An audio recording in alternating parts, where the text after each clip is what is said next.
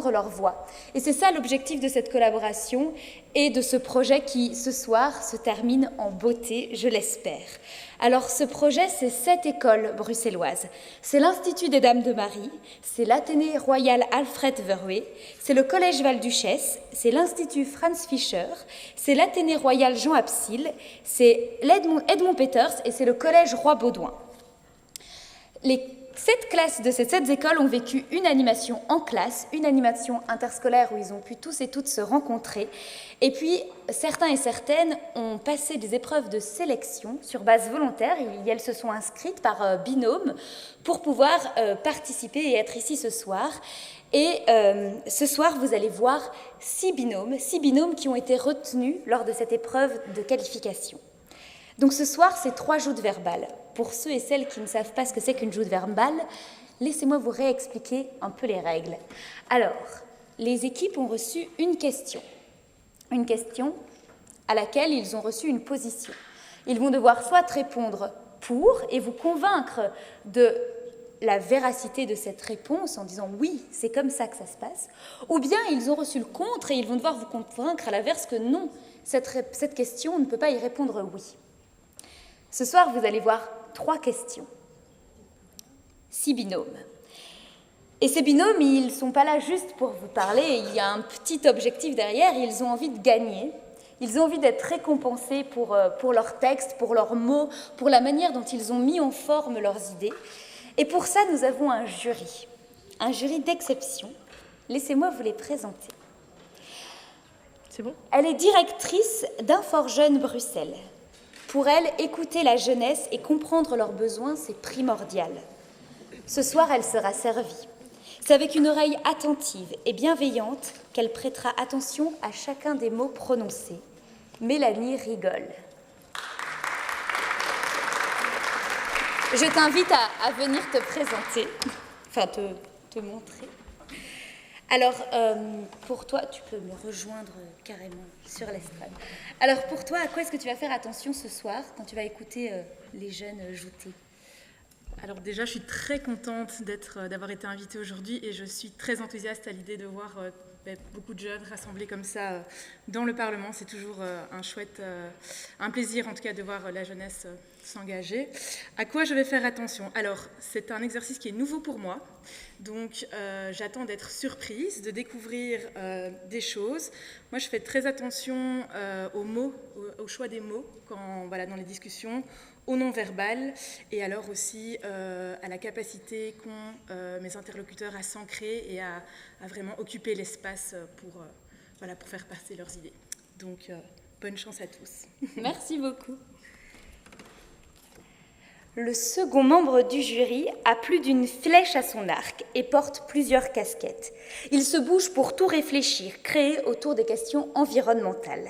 Animateur radio, fondateur du média Limite, engagé auprès et pour la jeunesse, Vince Canté.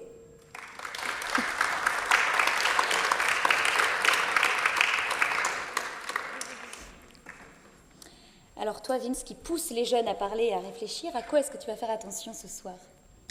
Bonjour à tous. Alors déjà, je vais veiller à ce que mon fils ne fasse pas de bruit pendant que nous allons entendre les prestations. Moi, ce qui m'intéresse beaucoup, au-delà de l'aspect charismatique, du charisme sur place, de comment est-ce que les mots sont agencés, moi, ce qui m'intéresse, c'est la punchline. J'aime bien la phrase qui est bien amenée et qui veut tout dire.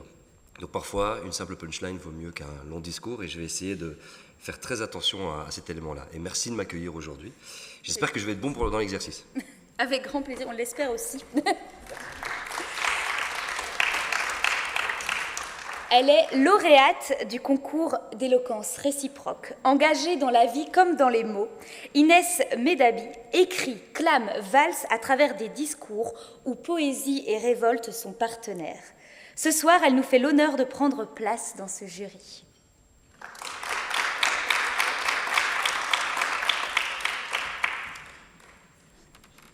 Alors, sans surprise et même question, à quoi est-ce que tu seras attentive ce soir ? D'abord, bonsoir à tous. Je suis également très contente d'être ici et de profiter de plein de discours ce soir. Je suis super stressée en fait d'être de l'autre côté de la barrière parce que c'est pas du tout évident comme exercice, donc je vous le partage, mais quand même très honorée. Et la chose à laquelle je ferai très attention, c'est l'engagement. Pour moi, c'est primordial d'être engagé dans peu importe le sujet finalement. J'aime bien quand on va rechercher ce qu'il y a au fond des tripes et surtout quand on l'ajuste avec de l'authenticité. Merci beaucoup. Et pour finir, président du Parlement francophone bruxellois, Calvin Soares est animé par la transmission. C'est auprès de la jeunesse surtout qu'il rappelle l'importance du devoir de mémoire et de continuer à lutter contre les discriminations. Ce soir, il est notre président de jury.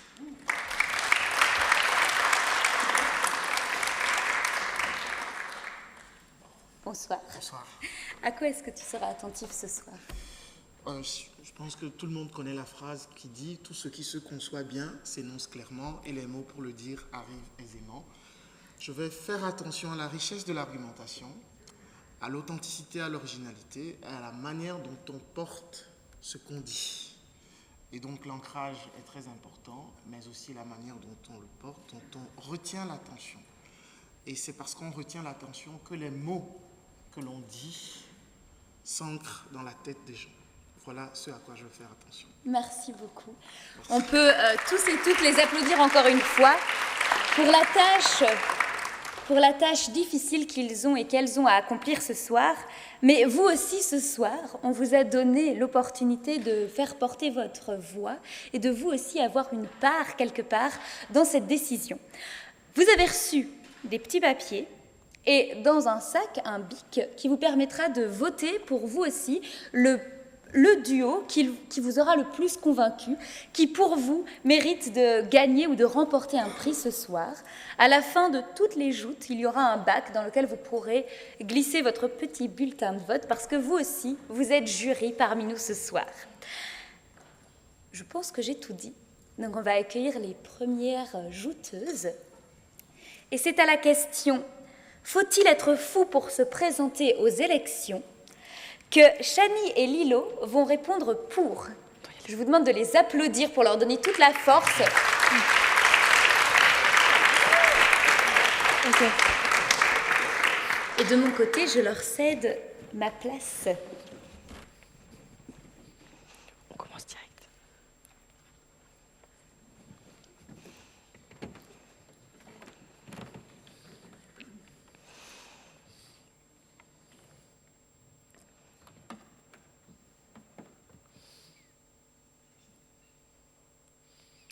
Nelson Mandela, Adolf Hitler, Mahatma Gandhi, Benito Mussolini, Winston Churchill, Kim Jong-un, Patrice Lumumba, Giorgia Meloni, Ernesto Che Guevara, le président devenu dictateur Mobutu Sese Seko, Martin Luther King, l'ancien député belge Laurent Louis, Ellen Johnson Sirleaf, Joseph Staline. Tous ces gens, ces dirigeants, ces leaders sont fous, ou ont du moins été considérés comme tels. Faut-il être fou pour se présenter aux élections ? Nous vous affirmons avec audace que oui. Oui, il faut être fou pour se présenter aux élections. Mais pas n'importe quelle folie. Une folie grandiose, démesurée, une folie qui transcende les frontières de la raison. Et qui nous pousse à viser plus loin, à viser haut, à viser grand. La folie est loin d'être un défaut. La folie est une vertu, une qualité. C'est elle qui pousse les individus à défier les mœurs et les idéologies déjà mises en place, à remettre en question et à viser l'extraordinaire. Elle n'est pas seulement un trait de caractère excentrique, mais plutôt une force créative qui nous encourage à repousser les limites de l'ordinaire et à réaliser l'impossible.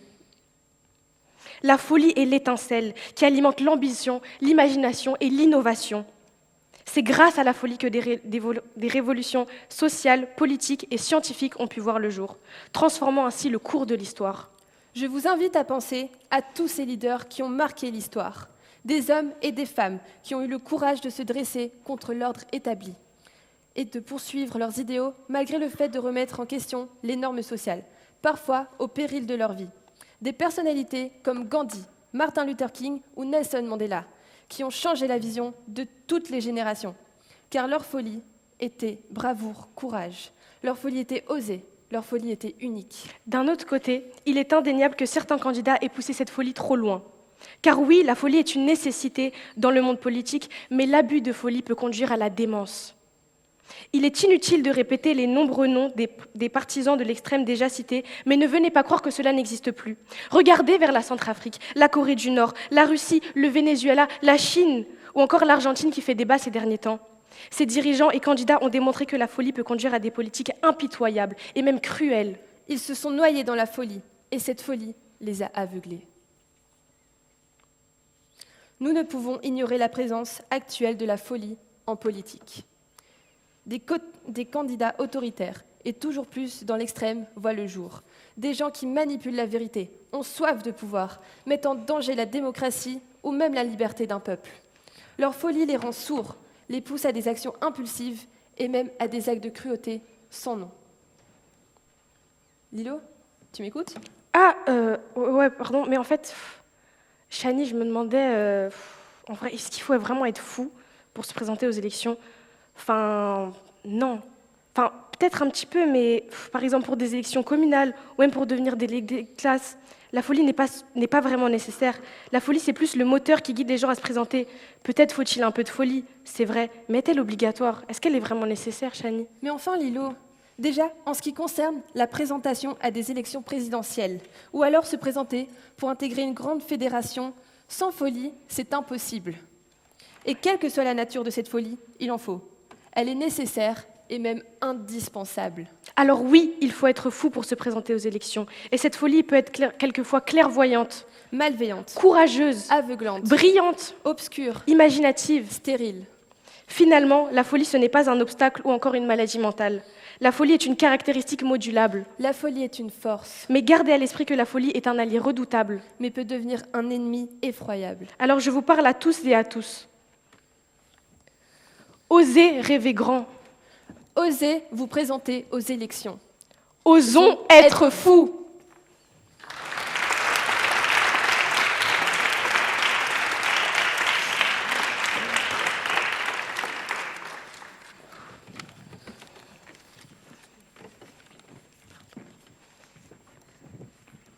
Je pense qu'on peut encore les applaudir bien fort. C'est jamais facile la première place, c'est jamais facile d'être là à commencer cette soirée. Donc je pense qu'il leur fallait aussi à elles deux un peu de folie pour se lancer dans ce concours et oser de cette manière-ci ouvrir le bal. Alors folie comme audace ou folie comme frein, mais en tout cas folie existante pour les élections, pour leur répondre et dire que non, il ne faut pas être fou pour répondre aux élections. C'est Manel et Iman qui vont venir ici pour vous faire leur discours. Elles s'échangent le micro, mais vous pouvez déjà les applaudir pour qu'elles entendent vos encouragements.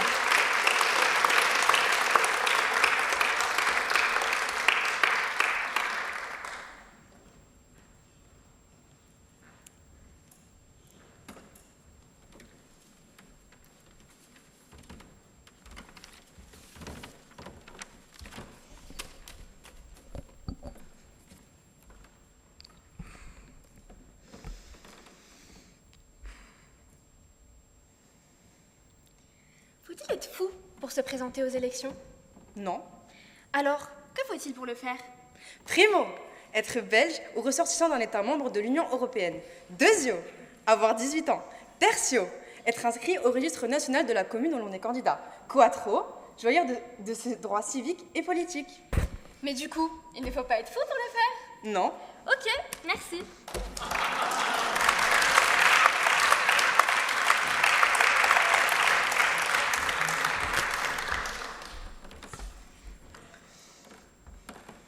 Plus sérieusement, la réponse ne se trouve pas dans www.belgium.be. mais ça va beaucoup plus loin. Mais avant tout, pour savoir s'il faut être fou pour se présenter aux élections, qu'est-ce qu'un fou? Laissez-nous vous épargner le fait qu'un fou n'est seulement qu'un instable mentalement. C'est bien plus que ça. Selon certains, aspirer au changement nécessite d'être dingue, mais il faut être zinzin pour penser comme ça. Est-il nécessaire d'être fou pour se lancer dans l'arène politique, plein de mots et de mots? L'arène politique est un endroit semé d'embûches et de défis. Ce serait être fou de vouloir entrer dans ce genre de bourbier, non? Alors oui, il est nécessaire d'avoir ce grain de folie pour sauter le pas et y aller. Mais ce n'est pas une raison de les traiter de fous. Car si vous concédez la folie dans notre belle arène, ça serait lui enlever tout sens et toute logique. Parce que, quand la folie rentre en scène, la raison quitte l'estrade. Dire que c'est être fou de se présenter aux élections, c'est dire que tous les candidats qui sont là pour nous représenter sont aliénés.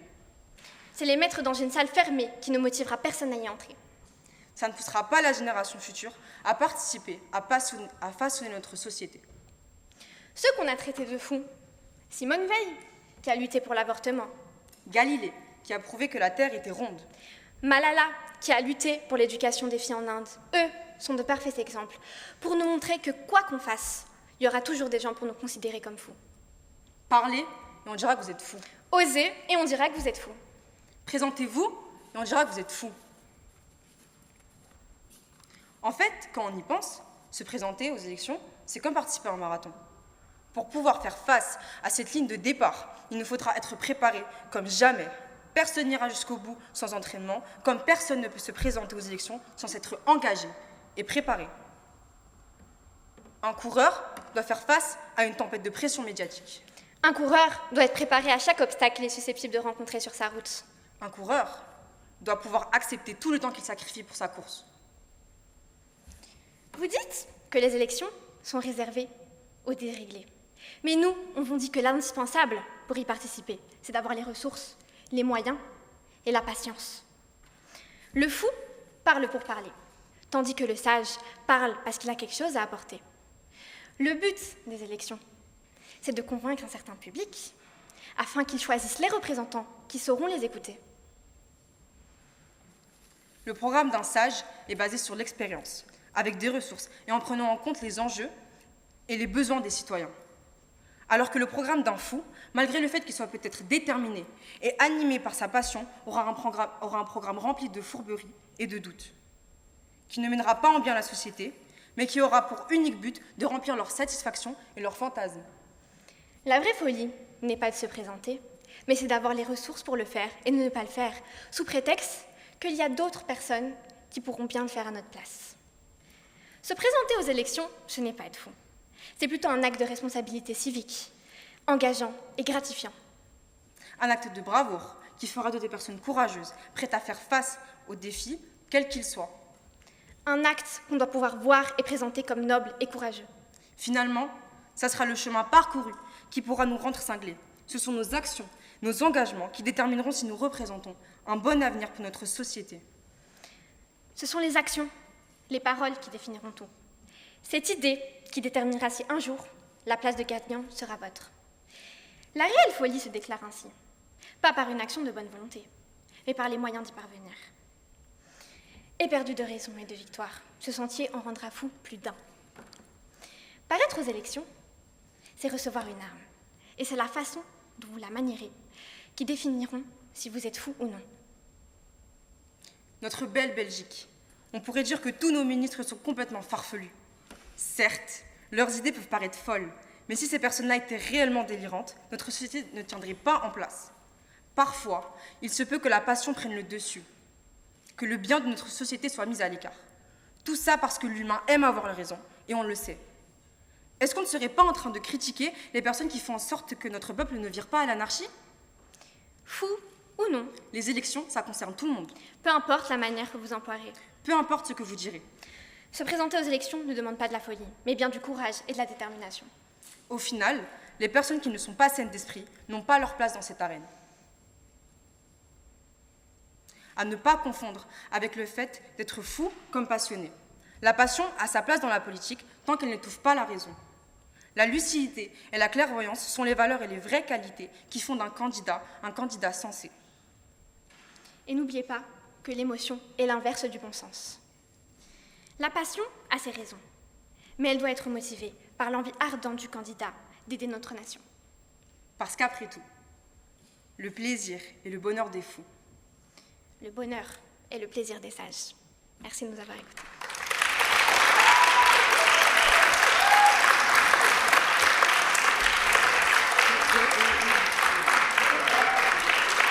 On peut encore les applaudir bien fort. C'est sur cette touche de Faut-il être fou ou non pour se présenter aux élections? Faut-il être conscient de sa sagesse? Et c'est en n'en étant pas conscient qu'on devient fou que Manel et Iman clôturent cette première joute verbale. Nous allons donc passer à la question suivante, qui est: faut-il universaliser la démocratie? Pour répondre à cette question, nous invitons Yacoub, qui se présente seul, malgré le fait que vous verrez des binômes. Tout ceci est normal. Veuillez l'applaudir bien fort.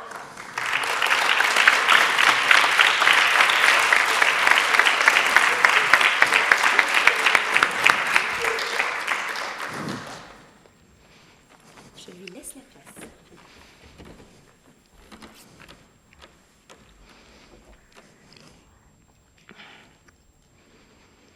Corée du Nord, Chine, Iran, régime politique autoritaire, restrictions importantes sur la liberté politique. Pas très flatteur, n'est-ce pas? Tous ces pays ont un trait en commun. Ils n'adhèrent pas au système démocratique. Et c'est un dirigeant unique qui décide de l'intégralité de ce qui se passe au sein du pays. Vous sentirez-vous heureux en sachant que vous n'avez aucun impact, et je dis bien aucun impact, sur ce qui se passe dans votre pays, et que vous travaillez pour gonfler le portefeuille d'un dictateur? La démocratie, venant du grec démos, peuple, et kratos, pouvoir, symbolise une situation opposée, où c'est le peuple qui décide. C'est pour cela que je pense qu'il faudrait rendre la démocratie universelle. La démocratie est un outil important pour préserver les droits de l'homme et pour protéger les minorités. Elle leur octroie diverses protections, comme l'égalité devant la loi, la protection de leurs droits fondamentaux et plein d'autres droits qui sont octroyés à l'homme. Nombreuses sont les civilisations opprimées par les régimes autoritaires ou corrompus. Ouïghours et Tibétains par le régime communiste de Chine, Kurdes par le régime fallacieux d'Erdogan. Il faut rendre la démocratie universelle pour empêcher ce genre de dérive. Protéger les minorités favoriserait également le tourisme, en préservant les droits de diverses diasporas dans le monde,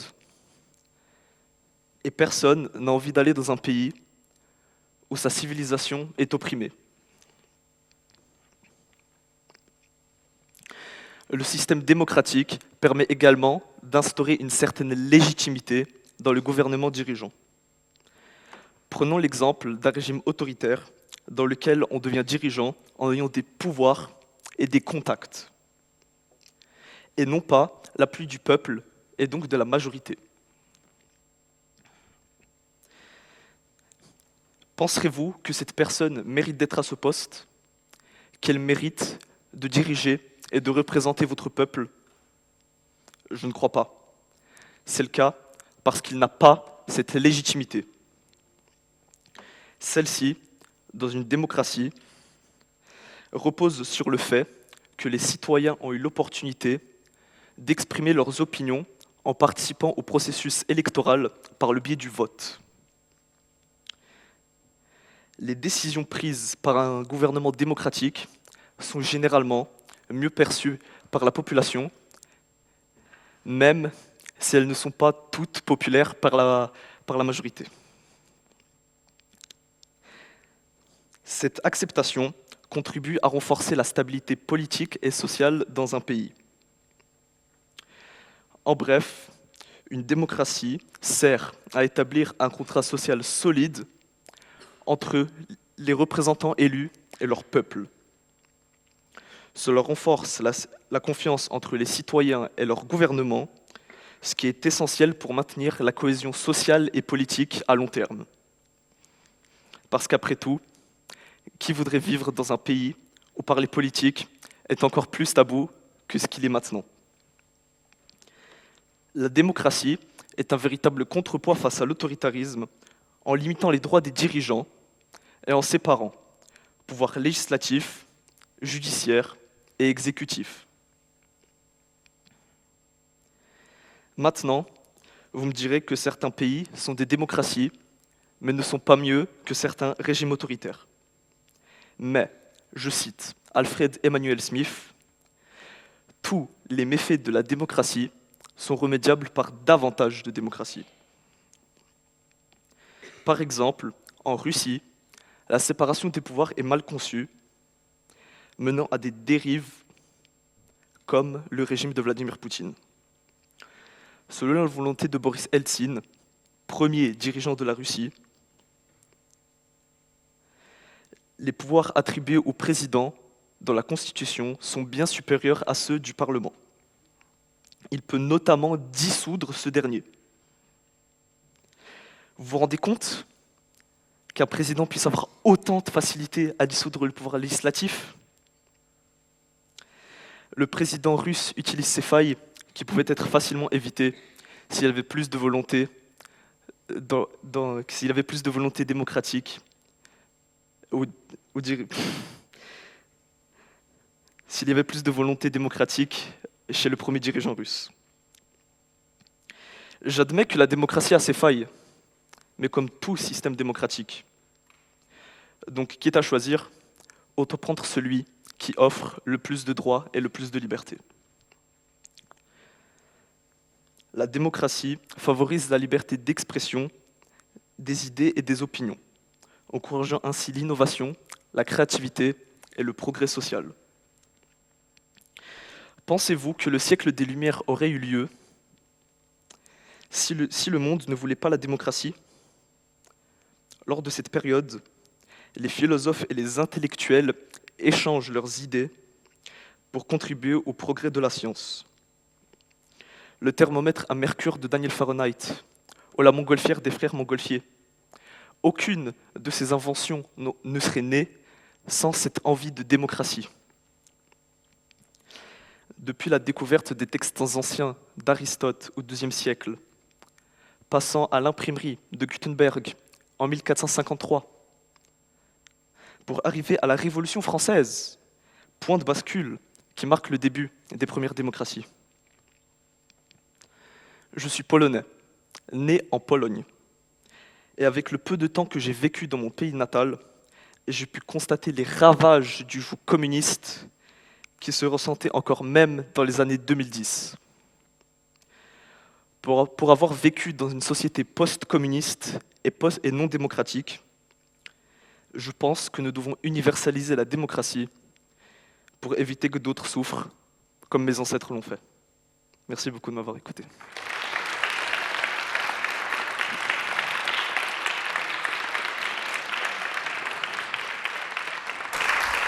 Merci beaucoup, Jacob. On peut encore l'applaudir bien fort.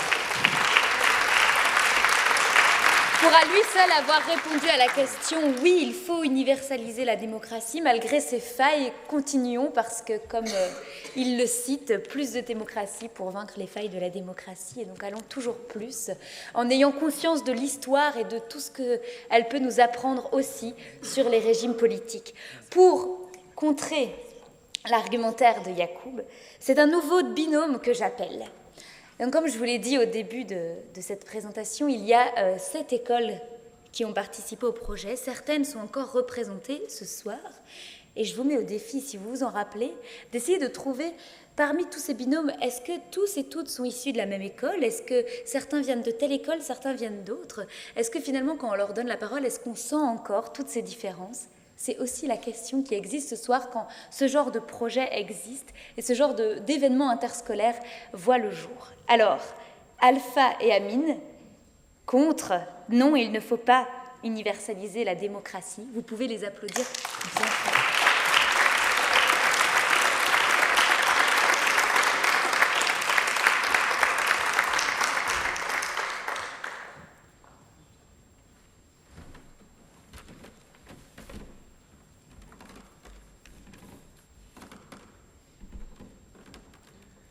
À notre époque, la démocratie est souvent perçue comme un objectif universel à atteindre. Mais croyez-nous et laissez-nous vous prouver que ce n'est pas aussi simple que ça. Amine, t'as faim? Non, je n'ai pas faim. T'es vraiment sûr que t'as pas faim? Ouais, je suis sûr que je n'ai pas faim. Tiens, comme un sandwich. Je ne voudrais pas que tu meurs de faim. On vient ici de vous illustrer une situation dans laquelle une personne insiste pour aider quelqu'un, même si celle-ci affirme ne pas avoir besoin d'aide. Cela ne vous rappelle rien du tout? Nous, si. Ça nous rappelle la France et son intervention sur le territoire libyen qui met bien en évidence les dangers d'une démocratisation forcée. L'intervention du gouvernement Sarkozy en Libye en 2011 visait à renverser le régime autoritaire de Muammar Kadhafi et à instaurer la démocratie. Malheureusement, cela a conduit à une guerre civile prolongée, l'effondrement de l'État, l'émergence de groupes extrémistes et une crise humanitaire dévastatrice. Cette intervention, qui aura mené à des milliers de morts, soulève grandement les questions sur les conséquences imprévues et les dangers d'une démocratisation forcée. Effectivement, imposer la démocratie n'est pas du tout une solution idéale. Et nous, on pense qu'il faut vraiment être un monstre pour ne pas partager cet avis. Maintenant, attaquons-nous à quelque chose de logique, mais qu'on n'a pas encore pris le temps d'aborder. Il est impératif de s'attaquer aux nombreuses lacunes démocratiques déjà existantes de nos pays avant de la favoriser à l'échelle mondiale. Des pays comme les États-Unis, la France et même la Belgique connaissent des problèmes tels que la faible participation électorale, le financement politique opaque et l'influence des intérêts particuliers sur le processus décisionnel. Ces lacunes sapent la légitimité et l'efficacité des gouvernements démocratiques et il est essentiel de les résoudre avant de chercher à exporter la démocratie dans d'autres régions du monde. Un autre argument majeur contre l'universalisation de la démocratie est le ralentissement du processus décisionnel, comme dit plus tôt. Un exemple extrêmement frappant est celui de notre Belgique, où il a fallu plus de 500 jours pour créer un nouveau gouvernement en 2010-2011. Car à ce moment-là, le pays rencontrait des difficultés en raison de divergences politiques et linguistiques. Pourtant, si nous n'étions pas en démocratie, nous n'aurions pas eu tous ces problèmes-là et nous aurions pu prendre des décisions bien plus rapidement. Ce blocage a paralysé le processus législatif et administratif en entraînant des retards dans la prise de décision et la mise en œuvre de politiques publiques, ce qui peut compromettre la stabilité et le fonctionnement efficace de notre pays. On va vous rendre tout ça plus clair en revenant à notre histoire de sandwich. T'en as pensé quoi du sandwich que je t'ai donné tout à l'heure? Je ne l'ai pas mangé. Mais j'ai dû prendre car tu m'avais forcé. Tu pensais que j'étais dans le besoin, mais tu t'es trompé. Ah ouais? Mais moi je le voyais que t'avais besoin. Alors là, je reconnais bien un pro-démocrate. Vous pensez avoir la solution et que tout le monde devrait vous suivre. La démocratie n'est pas forcément quelque chose de bien. Mais Amine, comme l'a dit Winston Churchill, la démocratie est peut-être le pire système de gouvernement, mais cela, c'est à l'exception de tous les autres qui ont pu être expérimentés dans l'histoire. Oui, peut-être que Churchill avait raison, mais n'oublie pas ce que Pierre Desproges a lui dit. La démocratie est la pire des dictatures parce qu'elle est la dictature exercée par le plus grand nombre sur les minorités. Ah, c'est très beau ce qu'il dit. Peut-être qu'il a raison. Une universalisation de la démocratie n'est peut-être qu'un vain mirage. Mais bien sûr qu'elle a raison. Et vous, cher public, cher jury, j'ai réussi à vous convaincre? Avant de vouloir universaliser la démocratie, essayons de résoudre les problèmes de notre époque. Plein de personnes dans notre pays, pourtant bel et bien démocrates, sont sans logement et n'arrivent même pas à se nourrir. Mais au lieu de chercher à résoudre ce problème fondamental, notre opposition, elle, voudrait se concentrer sur une démocratisation globale de tous les pays. Il est vrai que la démocratie est un idéal louable, mais nous devons être conscients des défis et des risques associés à son universalisation. Cher public, n'oublions pas que l'homme n'a pas eu besoin de la démocratie pour vivre ensemble jusqu'à aujourd'hui. Merci.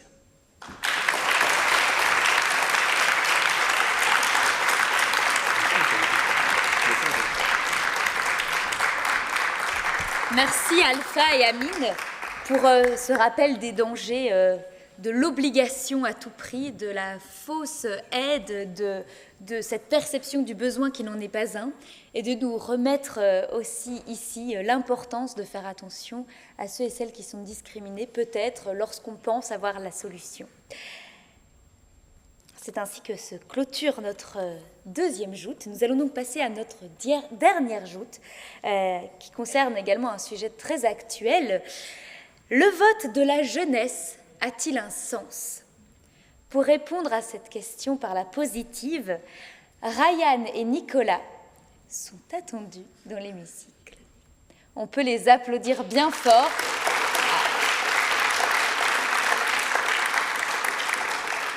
Ils n'arrivent pas tout de suite, ils se préparent, ils se passent les micros, ils respirent avant de pouvoir se présenter au mieux devant vous pour être les plus convaincants et prendre le temps qu'il leur faut pour être prêts.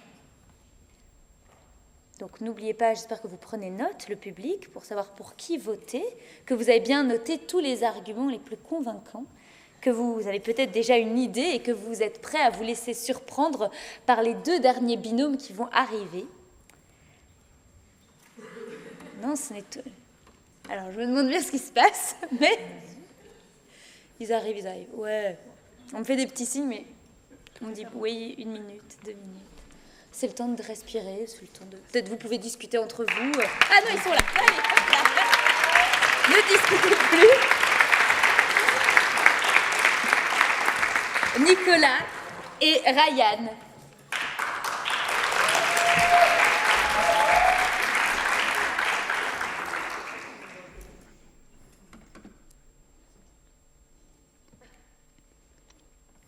« 181. C'est le nombre de jours écoulés depuis le début du génocide qui se passe à Gaza. Le Conseil de sécurité de l'ONU n'a été capable de voter le cessez-le-feu seulement après plusieurs rassemblements et 6 mois de massacre.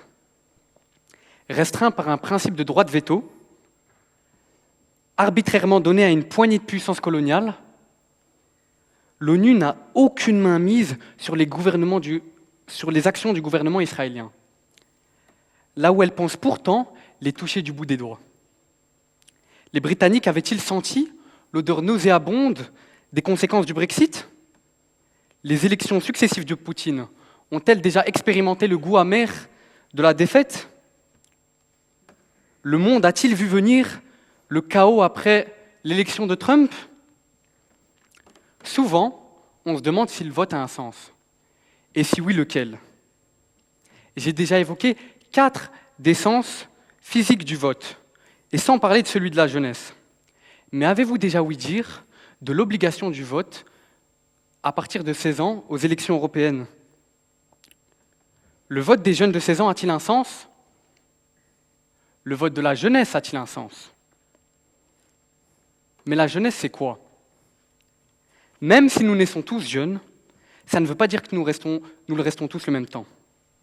Certains profitent davantage de leur jeunesse, alors que d'autres la quittent plus rapidement. La jeunesse n'est pas forcément une question d'âge. Qui est la jeunesse? La jeunesse, c'est vous, moi, peut-être moi un peu plus que vous. En bref, la jeunesse, c'est nous. La jeunesse, c'est tous ceux qui se sentent jeunes, et cela même si l'on ne vous accepte pas. Mais nous, les jeunes, sommes plus que ça. Nous sommes des citoyens. Nos voix ont un sens au même titre que toutes les autres. Le pouvoir appartient au peuple, et c'est même de la nation qu'il émane. Voici la base de ce qu'on appelle la démocratie. Chaque personne doit être écoutée, quelle que soit son origine, son genre ou bien même son âge. Bien sûr, je ne nie pas les conditions déjà existantes pour pouvoir voter. Il faut, par exemple, au moins avoir l'âge d'être censé. Et les élections européennes nous prouvent qu'à 16 ans, on peut exprimer une opinion. À 16 ans, on peut voter. À 16 ans, on ne peut pas être exclu du système démocratique. Alors oui, peut-être que certains d'entre nous manquent de maturité ou bien même d'expérience, mais nous restons des citoyens actifs avec des droits et des devoirs. Surtout qu'ici, à Bruxelles, 1/3 de la population a moins de 25 ans. Comment pouvez-vous questionner notre vote? La jeunesse, à elle toute seule, peut changer le cours des choses. Se priver du vote de la jeunesse serait se priver d'idées, de perspectives différentes. La jeunesse n'a pas toujours tort, mais la société qui la méconnaît a toujours tort. Donc on ne peut se priver du vote de la jeunesse. Parce qu'en réalité, ce vote-ci a un sens. Mais c'est beaucoup trop simple d'affirmer cela en parlant du futur. Dire que oui, la jeunesse c'est l'avenir, ce serait trop facile. Regardez-moi, je suis sportif, beau et modeste. Et je vivrai sûrement plus longtemps que vous. Mais le futur, il concerne tout le monde. Les vieux autant que les jeunes, les adultes autant que les moins adultes. La politique sert à construire le monde de demain, mais elle sert aussi à résoudre les problèmes de l'instant T, en prenant en compte les besoins de tous. Les besoins de mes parents, qui n'ont pas le temps de venir me voir en finale, mais qui veulent profiter de leur retraite. Ou bien moi, de ma posture d'homme blanc privilégié. Je suis conscient que d'autres jeunes ont des besoins très importants à mettre en lumière, comme la précarité des étudiants, qui ont du mal à finir leurs études, ou bien encore la liberté confessionnelle à l'école. Ce sont justement ces différents besoins du peuple qui créent la richesse et la nécessité de la démocratie. Et en parlant de besoins, pour ma part, je suis en fin secondaire. J'ai fini dans un peu plus d'1 an, et je pense à mes études supérieures.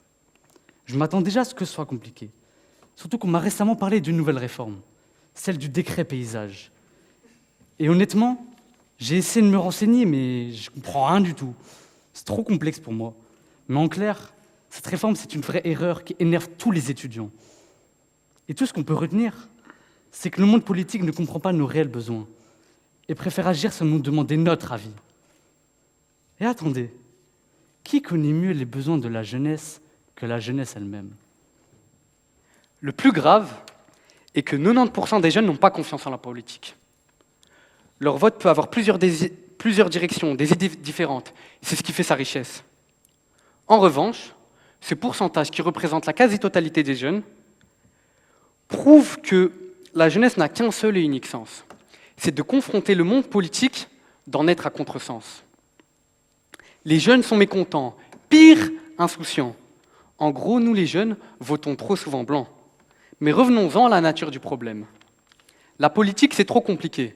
Il y a un manque de représentativité des jeunes par le politique. Un mur nous sépare. Nous sommes mis de côté, pire, nous sommes mis à la table des enfants. Nous sommes considérés comme des gens qui ne savent pas, mais personne ne veut nous apprendre. Les jeunes le ressentent, cette rupture avec le politique. Et je ne change pas le genre du mot politique pour soutenir le patriarcat. Il faut juste faire la distinction entre le politique et la politique. Le politique représente les dirigeants ou encore les partis, alors que la politique représente le domaine dans son ensemble. Et si le politique ne veut pas représenter la jeunesse, n'en voulez pas aux jeunes de vouloir se représenter à travers la politique. Mais ne vous méprenez pas, nous ne sommes pas là pour créer une séparation entre le politique et la jeunesse. Justement, nous sommes là pour vous montrer que nous, les jeunes, nous avons un rôle à jouer dans le processus démocratique. Le vote de la jeunesse a un sens. Et on utilise notre 6e sens pour se repérer, s'orienter et même s'exprimer dans la politique. Mais désormais, la solution pour que le monde se rende compte que nous donnons un sens au vote serait d'établir une confiance mutuelle avec le politique. Se sentir concerné et écouté, c'est un bon début. Mais cette confiance dont je parle, c'est la même que pour n'importe quelle amitié que vous pouvez tisser. Vous savez, cette confiance mutuelle qui vous permet de vous exprimer librement. Eh bien, le politique devrait établir ce même lien avec nous. Ainsi, les filles pourront porter leur voile à l'école, les étudiants en situation précaire pourront être aidés, et plus généralement, les jeunes pourront être représentés. La jeunesse vote aujourd'hui pour peindre demain. Avec les couleurs de son choix, refusant d'être simplement des spectateurs dans ce beau tableau qu'est notre société.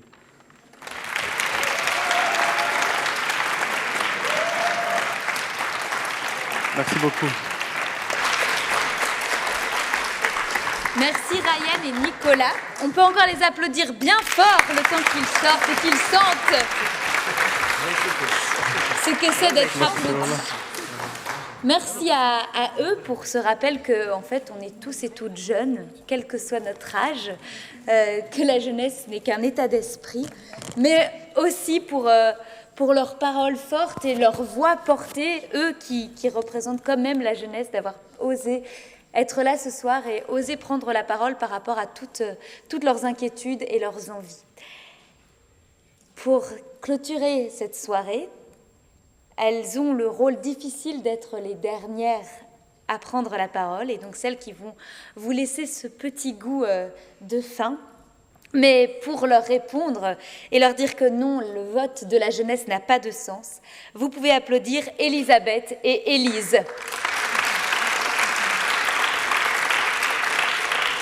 Qui sont en train de se préparer. J'ai une oreillette moderne. Voilà. Donc vous pouvez évidemment continuer à prendre des notes. Bonne chance à vous. Moi, je suis bien ravie de ne devoir prendre aucune décision ce soir, même pas de remplir un petit bulletin de vote, parce que j'en ai encore plein les yeux et les oreilles de mots, d'idées et de jeunes. J'espère que vous aussi. Alors, pour conclure cette soirée, applaudissez Elisabeth et Élise.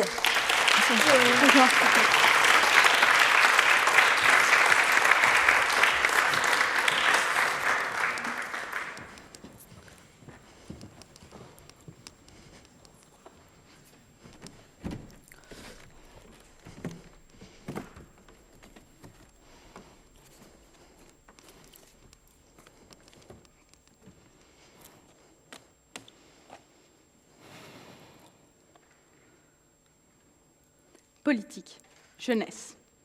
Deux mots qui, quand ils se rencontrent, font débat. Alors, sautons à pieds joints dans cette polémique et prouvons que le vote de la jeunesse n'a pas de sens. Je suis désolée, mais toutes les personnes dans cette salle qui ont plus de 25 ans ou celles qui ont moins de 15 ans, vous ne faites pas partie de la jeunesse.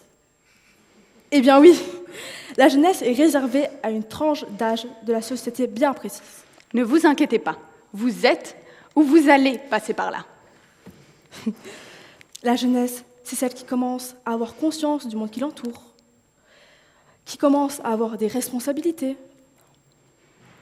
Sachez que cela n'est pas anodin, puisque pendant cette période, votre cortex cérébral évolue. Mais ne vous effrayez pas.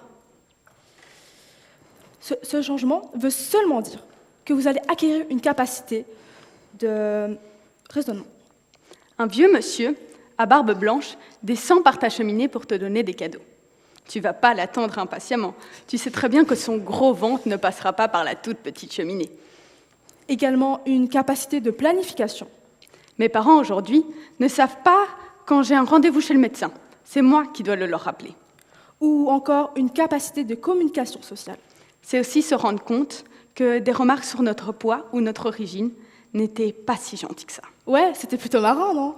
Sale grosse, t'es moche, ton père, il est toujours pas revenu avec le lait? Ah, finalement, c'est plus si drôle que ça.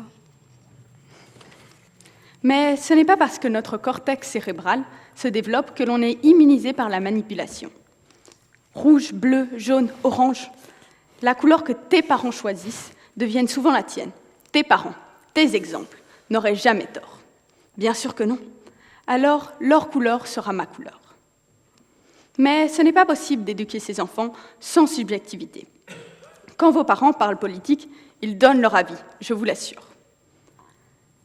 Deux choix s'offrent alors à la jeunesse. Que ce soit dans le sens de l'autorité, on votera la même chose que ses parents, ou alors dans le sens opposé de l'autorité, car c'est dans la nature même de l'adolescence, l'affrontement. Si ça peut irriter mes parents, je voterai le contraire de ce qu'ils veulent. Le vote de la jeunesse n'a pas de sens, car il devient alors le vote de la famille. Nous ne pouvons pas aller au-delà de notre éducation, car le système éducatif n'est pas adapté à enseigner la politique et sa complexité. Car il ne faut pas oublier que ce simple mouvement, le vote, a d'énormes répercussions. C'est simple à mettre en place, mais comment peut-on être sûr de l'objectivité du prof? Car n'oubliez pas que c'est dans la nature même de l'humain d'aller consciemment ou non dans le sens de ses valeurs. Alors, le vote de la jeunesse n'a pas de sens, car il devient le vote du prof. Imaginez, vous scrollez tranquillement sur Instagram ou TikTok ou n'importe quel réseau social, et vous tombez sur une vidéo drôle d'un parti que vous ne connaissez pas. Une fois au bureau de vote, prêt à voter, vous ne connaissez personne sauf une tête familière, qui t'a fait rire, avec un visage sympathique. Ton doigt clique sur ce visage et ta main vote pour ce parti. Le vote de la jeunesse n'a pas de sens, car il devient alors le vote de l'influenceur. Tous ces votes censés être individuels, deviennent alors collectifs. Les jeunes votent pour des parents, des profs ou des influenceurs, des personnes qui n'ont pas conscience des réalités que les jeunes vivent. Alors, le sens n'y est plus. Et finalement, quand on vote, sommes-nous vraiment écoutés? Manifestation après manifestation, année après année, vote après vote, les générations de jeunes ont perdu espoir face à l'utilité du vote, face à un gouvernement qui les voit, mais qui n'écoute pas. Trop peu de changements ou trop peu de réformes.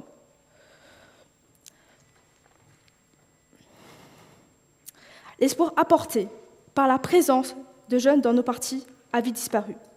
Ils n'ont rien changé. Les partis se vendent et disent qu'ils sont des partis de jeunes qui agissent pour la jeunesse.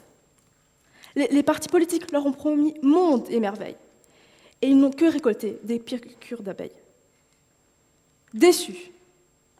Un seul mot pour décrire le ressenti des jeunes quand ils votent.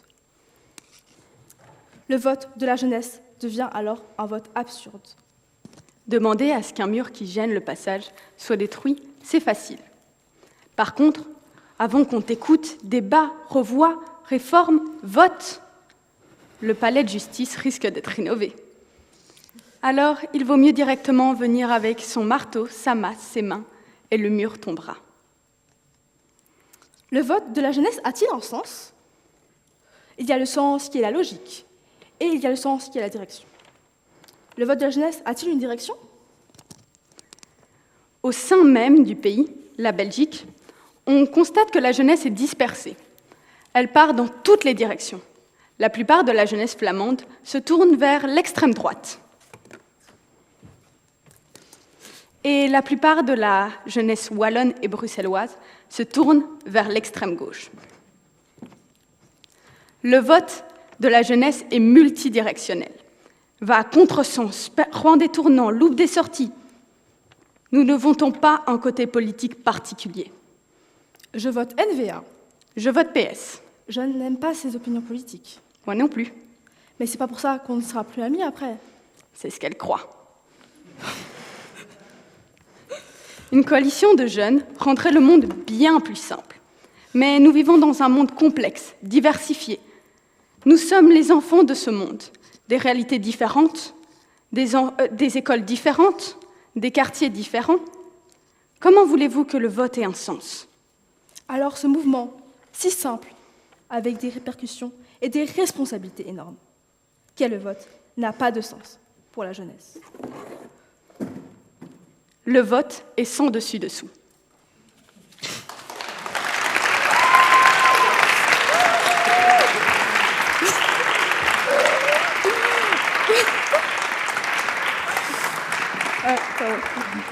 Merci encore, vous pouvez encore les applaudir le temps qu'elles sortent de l'hémicycle.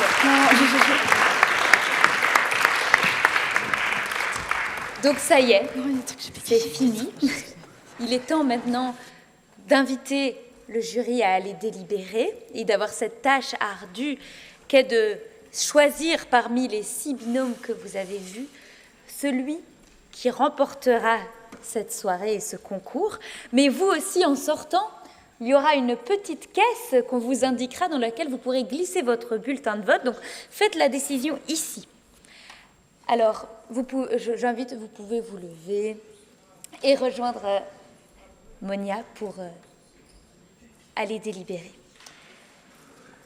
Alors, quelques petites indications avant de quitter, mais d'abord, je voudrais faire quelques remerciements, le temps que j'ai encore un peu votre attention. Et avant que vous alliez dévorer le drink, je voulais remercier les coachs qui ont aidé chaque binôme que vous avez vu à écrire leurs textes, à débriefer, à brainstormer, à répéter leurs arguments.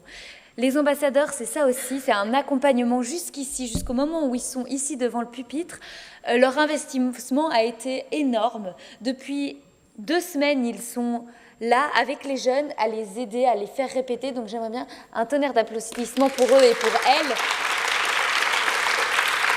qui sont déjà partis fêter ça. Mais je voulais aussi remercier les professeurs des différentes écoles qui nous ont fait confiance tout au long du projet, qui nous ont fait confiance pour laisser leurs jeunes entre nos mains, pour les laisser vivre cette expérience, pour leur laisser peut-être parfois le temps, l'envie et les avoir poussés aussi à faire ce concours. Donc vraiment un énorme merci à tous les professeurs du projet pour leur confiance. Vous pouvez également les applaudir. Et puis, je remercie également le Parlement francophone bruxellois pour leur confiance aussi de faire ce projet avec nous, pour leur accueil ici ce soir et pour tous ces 4 années, c'est la 4e année de ce projet, pour ces 4 années de collaboration avec les ambassadeurs d'expression citoyenne pour permettre ce projet d'exister. Donc on peut aussi les remercier. Et je termine par vous remercier, vous, parce que sans vous, les voix de ces jeunes n'auraient pas été autant entendues. Donc merci d'avoir été là ce soir. Merci beaucoup pour votre écoute attentive, pour vos réactions dans le public que j'ai senti et que j'ai eu aussi, pour eux et pour elles, pour vos applaudissements et vos regards bienveillants. Alors, maintenant, en termes pratiques, nous vous invitons dans la salle des glaces pour prendre un petit drink. Pour cela, vous pouvez prendre l'ascenseur jusqu'au niveau 0. Normalement, il y a des petites pancartes qui sont indiquées. En partant, vous devez reprendre toutes vos affaires parce que l'annonce des résultats se fera en bas. Donc, nous allons fermer l'hémicycle, donc il ne faut rien oublier. Et si vous voulez descendre par les escaliers, il y a aussi des escaliers que vous pouvez emprunter si vous ne voulez pas être à 10 dans un ascenseur. Pas autorisé. Donc, on se retrouve d'ici entre 45 et 50 minutes pour les résultats. Et en attendant, les jouteurs et jouteuses vont descendre aussi, donc vous aurez tout le temps du drink pour les féliciter, pour vous aussi leur donner leur petit retour et fêter avec eux la fin de ce projet. Merci à tous et à toutes.